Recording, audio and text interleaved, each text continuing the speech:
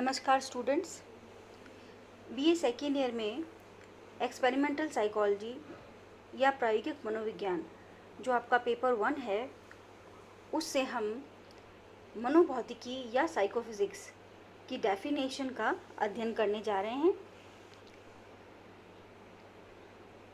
विद्यार्थियों, मनोभौतिकी और जो साइकोफिज़िक्स है वो थोड़ा सा साइंटिफिक टॉपिक है और इसकी जो विभिन्न परिभाषाएं हैं जो अलग अलग मनोवैज्ञानिकों ने दी है, उसे आज हम समझने की कोशिश करेंगे।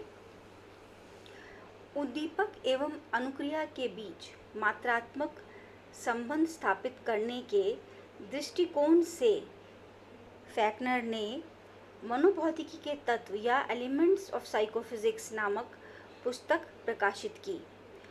तो स्टिमुलस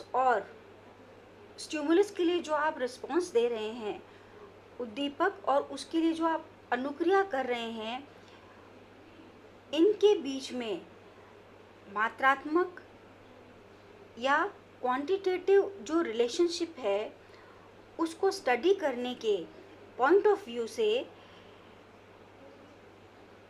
मनोभौतिकी के तत्व या एलिमेंट्स ऑफ साइकोफिजिक्स नाम की बुक जो है वह फैक्नर ने प्रकाशित की।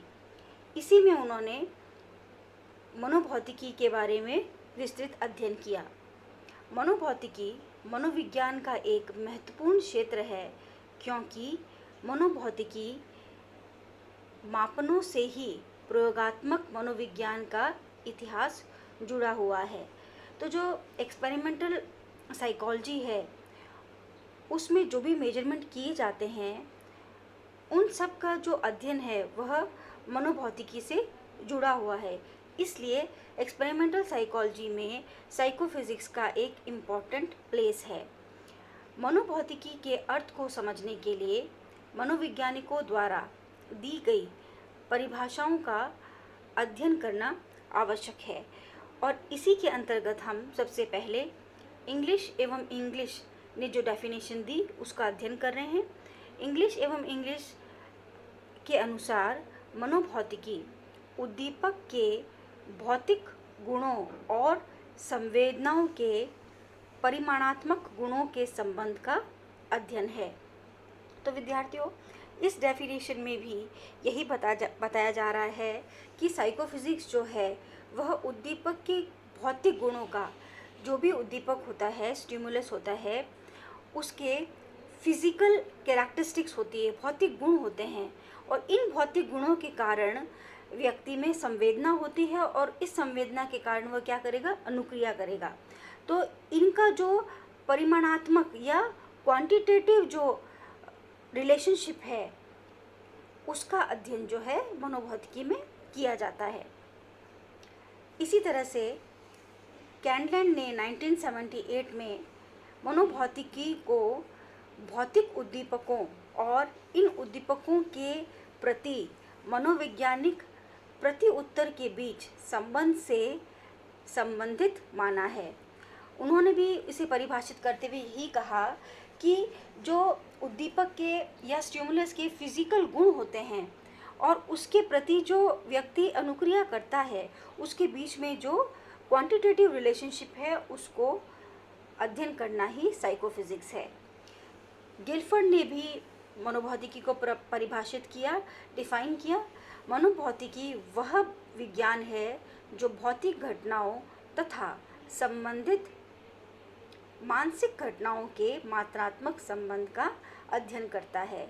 जो भी भौतिक या फिजिकल इवेंट्स घटित हो रहे हैं और इससे संबंधित जो मानसिक या साइकोलॉजिकल घटनाएं हैं, उसके बीच में जो क्वांटिटेटिव रिलेशनशिप है, मेजरमेंटल रिलेशनशिप है, उसका अध्ययन जो है वह मनोभौतिकी कहलाता है।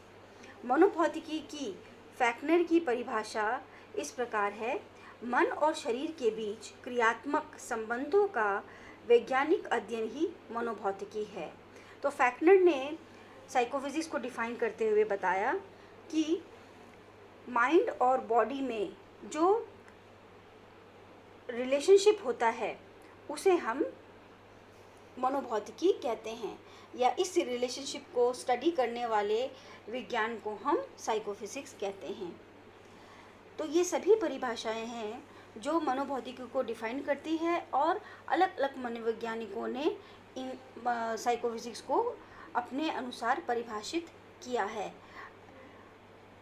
ब्रीफ में हम ये कह सकते हैं कि भौतिक उद्दीपक एवं उससे उत्पन्न संवेदनाओं में पारस्परिक संबंधों की स्थापना करना ही मनोभौतिकी का उद्देश्य है। तो जो फिजिकल स्टिमुलस है और उस स्टिमुलस से जो सेंसेशंस उत्पन्न हो रही है, इनके बीच में रिलेशनशिप को एस्टैब्लिश करना और उसको मेजर करना ही साइकोफिजिक्स कहलाता है। तो विद्यार्थियों, आपने मनोभौतिकी के विभिन्न परिभाषाओं का अध्ययन इस वीडियो लेक्चर में किया। सभी को इस वीडियो लेक्चर को ध्यान से देखने एवं सुनने के लिए धन्यवाद।